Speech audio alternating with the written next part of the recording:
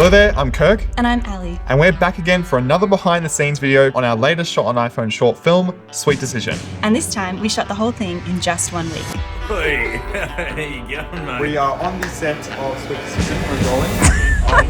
Alright, we have to run around here. Still making what I want, that's the shot. 3, 2, action. So getting started with Sweet Decision, I guess this kind of idea came from the fact that we didn't know exactly what film or idea that we wanted to shoot. We had tons of different ideas on the board, we couldn't think, and then I was thinking to myself, okay, maybe we kind of make an idea or a short film on the idea of we didn't know what on earth to decide on. And I think we really liked the idea of shooting in a convenience store or a Mart. I think visually we wanted to get something that was visually appealing, so we challenged ourselves this time to try and make a short film within a week. So I think that quick turnaround is enabled because one, shooting on the iPhone is like really quick and easy to set up shots and everything, and we know we can just throw the camera into any position and get going. Biggest kind of like hurdle that we needed to get over was, of course, finding a Mart. Yes, and initially we were thinking something really neon lights and very vibrant and bright. So we were looking at a bunch of different easy Marts and even petrol stations with their iconic sort of block colours. We contacted like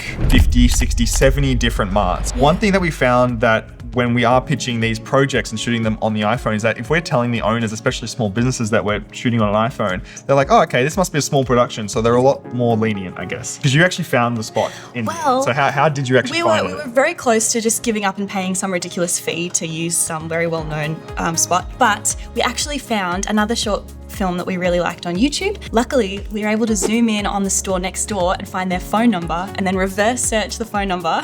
And we found the location of the store next door. That's how you location search. Yeah. So going into a little bit of the gear now, we shot this one on the iPhone 17 Pro, specifically the Pro Max. We're able to shoot the entire film in open gate, which essentially means that you utilize the entire sensor of the iPhone. You get a lot more resolution, you get a much larger field of view with the sensor. We opted with the Freewell and some newer lenses for this particular short.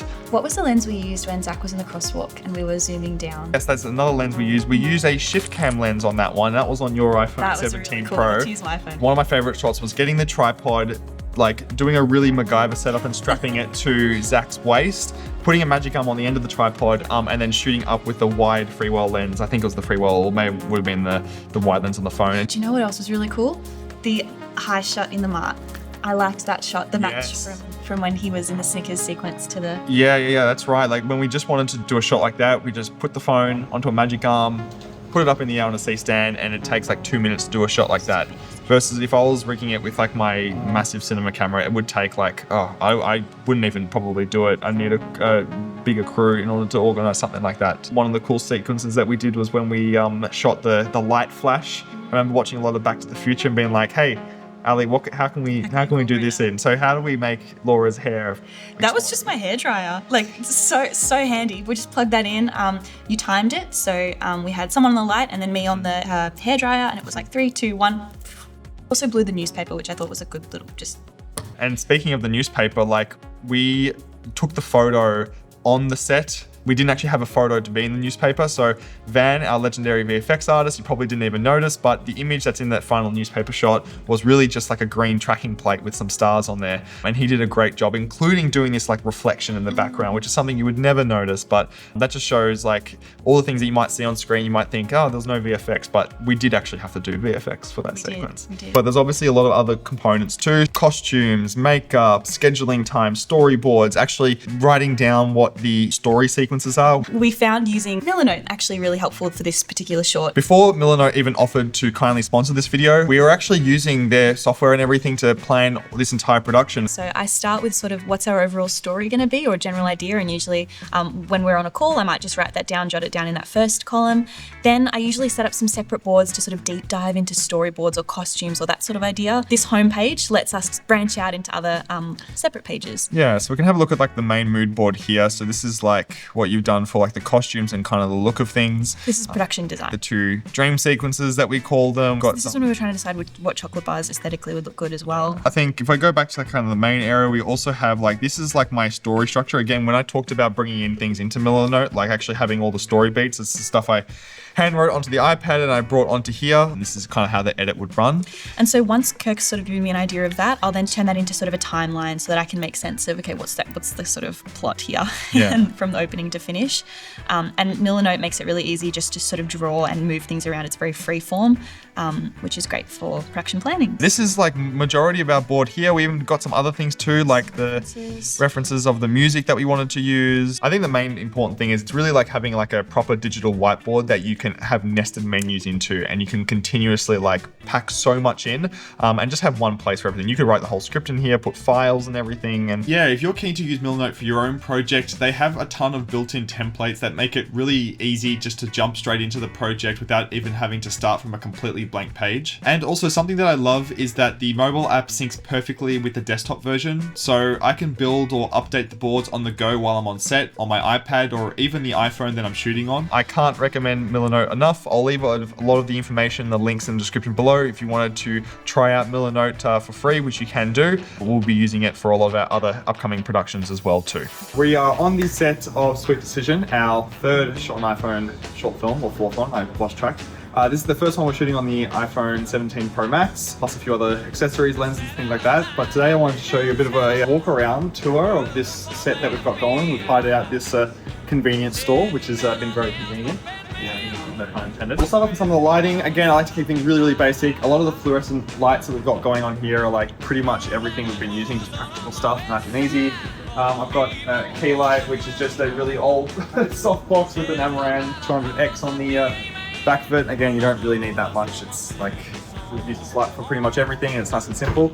In terms of other lighting, we have a 100D, which I'm just using as our hair light. Again, for our backlight, most of the lights that we're using is literally just going to be the fluorescent stuff. And with Apple Log 2, like, it's really easy just to put a power grade on there and grade it and things like that. So, and finally, I guess in terms of lighting, for anyone that's interested, we've got this negative kind of fill just on the back here that we're using to block things out. We're also doing a lot of different kind of camera movement in this one, obviously a lot of tripod stuff. Some handheld things, we're putting the phone on this gimbal for a bit of movement. It's much easier than using a dolly and things like that.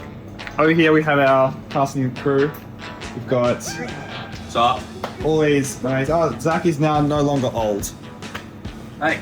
He's sponsored by Neutrogena, which is why he's able to age really down quickly. So, Zach, what's my directing like? Don't answer that. Okay, so yeah, we shot the Snickers sequence first. Obviously, quite inspired by the Bully Maguire sequence. A lot of people picked up on that. And yeah, it was very just kind of guerrilla on the day. It was run and gun, and you know, tram tracks and one corner of the city to the next. And how many times did you watch Bully Maguire video as a reference? You sent me the link to the Bully Maguire scene, and you said, look at this for reference, it'll be a lot of this. And I was like, okay.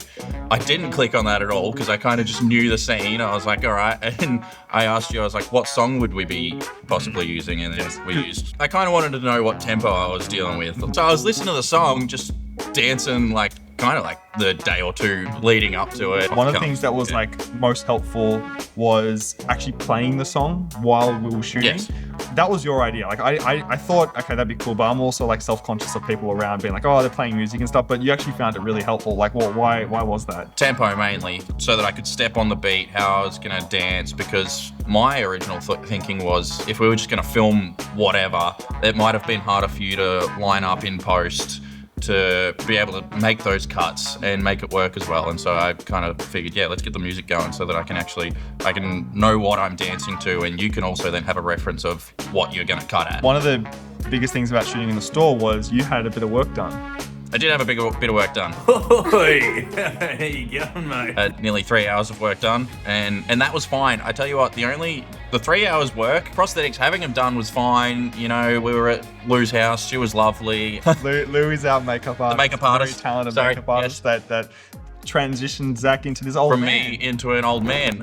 Yes. Having the makeup put on was A-okay. Having it taken off was probably my least favorite part. Really? Yeah, just the 45 minutes. Imagine you had a Band-Aid you wanted taken off, then I started peeling it for the next 45 minutes, and you're like, oh, come on, man. Yeah. But like when the makeup was taken off, like you weren't done. We had the rest of the short to film. Oh yeah, we'd only shot the last 20 seconds or so, yeah. Yeah, because like that whole Mart sequence, we did the age stuff first with you, and then we only had the actual Mart for like 5 or 6 hours or so, and then we had to quickly take it all off and do the rest of the shot. We shot all the Snickers and the Reese's sequence in the city on one day, and I reckon, we probably shot the Snickers sequence for about 5 hours maybe, and we smacked out all the Reese's in about an hour and a half, I think, yeah. Yeah, so in terms of post-production, this time we only had a week to turn it all around. It was pretty simple and straightforward. I guess color grading wise, it was really just a matter of like throwing on my Apple log LUT and it looked pretty good in the end, and doing some minor exposure adjustments. In terms of sound design and everything, I think my favorite part was, of course, doing the whole earthquake sequence. I